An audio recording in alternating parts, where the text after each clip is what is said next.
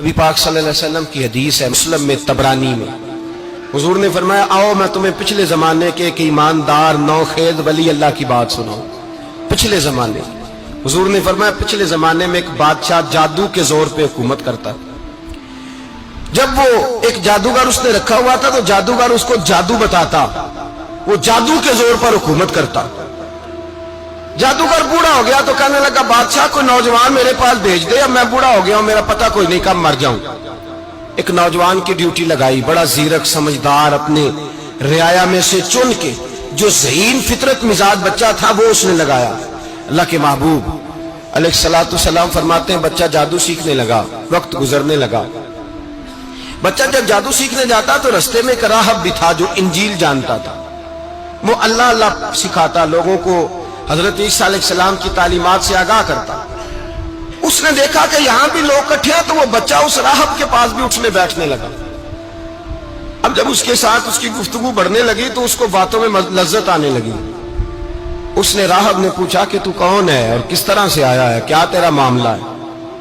اس نے کہا جی میں جادو سیکھنے جاتا ہوں، آپ کی باتیں مجھے بڑی اچھی لگتی ہیں۔ اس نے کہا دین سیکھ، جادو سیکھنے والے کافر ہو جاتے ہیں، قرآن و حدیث سیکھنے والوں کو اللہ کامل ایمان عطا فرماتا ہے۔ فرمایا یہ سیکھ۔ بچہ بیٹھنے لگا، اس کے پاس آنے لگا، باتیں دل میں گھر کرنے لگی۔ ایک وقت آیا کہ مسلمان ہو گیا، اور مسلمان کیسے ہوا؟ بچہ کہتا ہے میں تجربہ کر کے ہوا۔ اب میں تھوڑا سا وقت جادوگر کے پاس بھی جاتا اور باقی سارا وقت وہاں بیٹھتا۔ میں ایک دن جا رہا تھا تو رستے میں اژدہا تھا، بہت بڑا سانپ تھا، رستہ روک کے کھڑا تھا۔ یہ حضور نے بیان کی حدیث۔ نبی پاک صلی اللہ علیہ وسلم فرماتے ہیں بچہ کہتا ہے کہ رستے کے اندر سانپ ہے، رستے بند ہے، لوگ چھتوں درختوں پہ چڑھے، ہراش ہے۔ کہتے چھوٹا سا روڑا میں نے اٹھایا تو میں نے کہا اللہ اگر جادوگر سچا ہے تو اسے مار دے۔ چھوٹا سا روڑا میں نے پھینکا، اژدہا کوئی نہ مرا۔ پھر چھوٹا روڑا اٹھایا، میں نے کہا اللہ اگر وہ عالم سچا ہے تو اسے مار دے۔ اب جب میں نے روڑا مارا تو اژدہا مر گیا۔ میرے اندر سے گواہی آئی نہیں دین کی باتیں سچی ہیں، نہیں قرآن کی باتیں اسلام سمجھانے کے لیے عرض کر رہا ہوں، اگرچہ اس دور میں انجیل تھی۔ اللہ رسول کی باتیں اچھی ہیں۔ کہتے میں مسلمان ہو گیا، اب میں نے راہب کے پاس ہی رہنا شروع کر دیا، جادوگر کے پاس چھوڑ دیا۔ اس بچے نے آنا، بادشاہ پوچھتا کہاں زیادہ وقت گزارتے ہو تو وہ بات گول کر دیتا۔ وقت تیزی سے بڑھنے لگا، اللہ نے اس نوجوان میں طاقت پیدا کر دی۔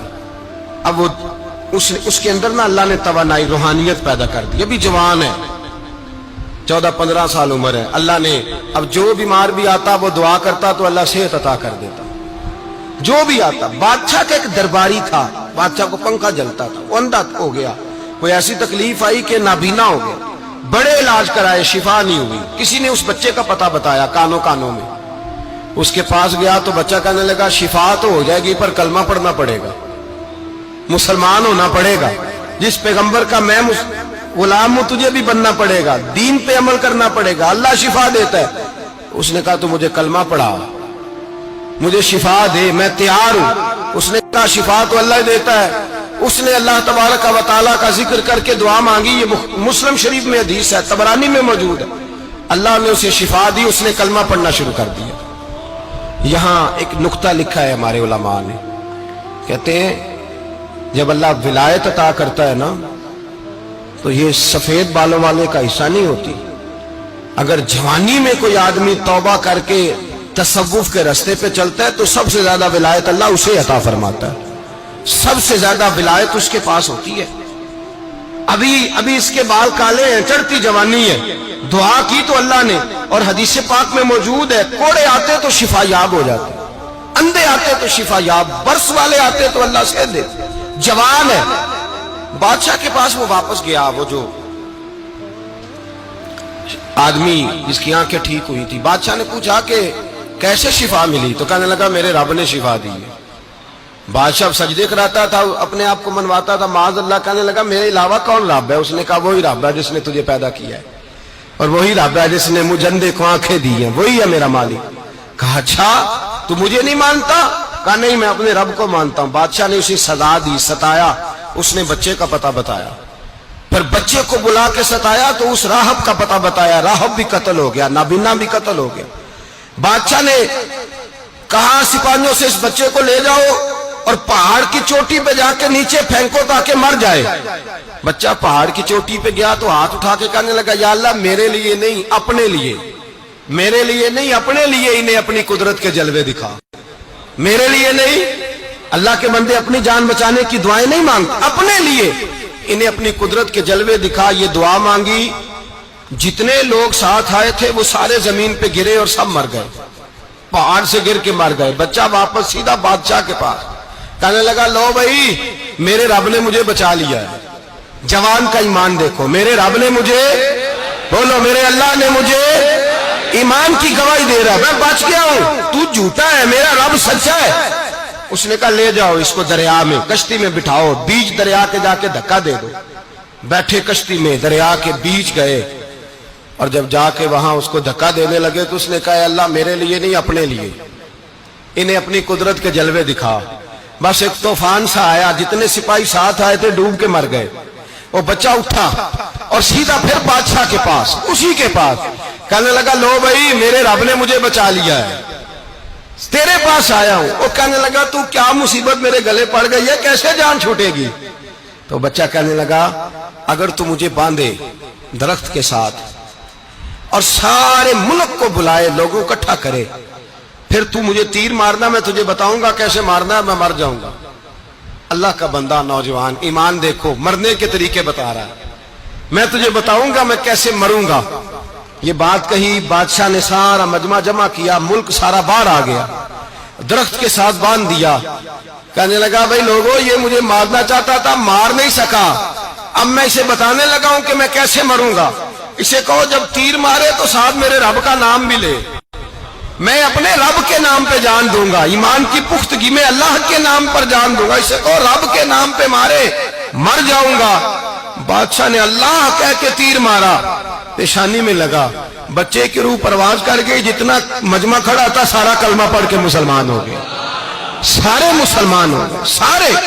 میرے رسول پاک سید عالم صلی اللہ علیہ وسلم نے نوجوانوں کو بتایا جب تمہارے اندر ایمان کی قوت آئے گی تو اللہ تمہاری مدد کرے گا۔ فرمایا وہ نوخیز ولی تھا، ابھی جوان رانا تھا، ابھی اس کی پیشانی پر جوانی کے آثار تھے، لیکن اس نے اللہ کو راضی کیا، رب کریم کو راضی۔ ولایت کا مطلب بڑھاپا نہیں، ولایت کا مطلب وہ نہیں کہ جب بڑا لمبا وقت گزر جائے تو پھر آدمی آئے کہ نہیں اب کیا کرنا ہے، اب مسجد ہی ہے، اب تو اس کے علاوہ گزارا ہی کوئی نہیں۔ تو اس وقت کا آنا اللہ کی بارگاہ میں قبول تو ہے، لیکن شاباشی اسی کو ملتی ہے جو جوانی کا وقت آئے، جو عین اس وقت آئے جو وقت میرے رسول پاک علیہ السلام کے غلام عبداللہ ابن عمر، حضرت عبداللہ ابن عمر رضی اللہ تعالیٰ عنہ فرماتے ہیں کہ میں نکلا، مجھے سفر کے لیے جانا تھا، تو تھوڑی سی کھجوریں، تھوڑا سا سرکہ، ایک شہد کی بوتل، چیزیں میں نے سفر کے لیے ساتھ رکھ لی۔ میں جب مدینے سے باہر صحرا میں نکلا نا تو رمضان نہیں تھا، غیر رمضان تھا۔ میں نے ایک نوجوان کو دیکھا بکریاں چرا رہا ہے، بکریاں چرا رہا ہے، اے جوان۔ آپ فرماتے ہیں اس کا چہرہ بڑا نورانیت والا، گرد پڑی ہوئی پر بڑا حسین۔ فرماتے ہیں میں نے اس کو کہا کہ آ جاؤ کھانا کھا لو، روزے بھی نہیں تھے۔ کہنے لگا نہیں میں نے روزہ رکھا ہوا ہے۔ فرماتے ہیں میں نے کہا پتہ کروں کہ نیرا نیک ہی ہے کہ پرہیزگار بھی ہے۔ نیک وہ ہوتا ہے جو نماز پڑھے روزہ رکھے، پرہیزگار وہ ہوتا ہے جو گناہ سے بچے، وہ پرہیزگار ہوتا ہے۔ کہا پتہ کروں پرہیزگار بھی ہے کہ نہیں؟ کہتے میں قریب گیا تو میں نے جا کے اس کو کہا بھائی تیری بکریاں بڑی پیاری ہیں، میرا دل کرتا ہے کہ بکری مجھے دے دو۔ کہتے وہ جوان، غربت بھی، پریشانی بھی، پر دامان توکل کی یہ خوبی ہے کہ اس پر پیبند لگے ہوتے ہیں، دھبے نہیں ہوتے۔ غربت ہے، کہا جناب ایک بکری دے دو۔ آنے لگا جناب بکریاں میری نہیں، بکریوں کا مالک کوئی اور ہے۔ کہتے میں نے آزمانے کے لیے کہا کہ بکریوں کے مالک کو کہنا ایک بکری بھیڑیا لے گیا ہے، کہہ دینا بھیڑیا لے گیا ہے۔ تو کہتے اس نے میری طرف دیکھا، گرد سے اس کے بال لٹے ہوئے، آنکھوں میں روشنی، چہرے پہ اطمینان، لب و لہجے میں ایمان کی طاقت۔ نوجوان کہنے لگا حضور بکریوں کے مالک کو تو کہہ دوں گا بھیڑیا لے گیا ہے، جب عرش کا مالک پوچھے گا تو کیا جواب دوں گا، اللہ کو کیا جواب دوں گا؟ کہتے ہیں میں کانپنے لگا، اس کی بات سن کے واپس آیا، جو کام نکلا تھا وہ چھوڑا، واپس لوٹ آیا۔ میں نے پتا کیا کس کا غلام ہے، پتا چلا فلاں آدمی کا ہے۔ کہتے میں نے پہلے غلام خریدا، پھر پتا کیا تیرے پاس بکریاں کتنی ہیں؟ اس نے کہا 400۔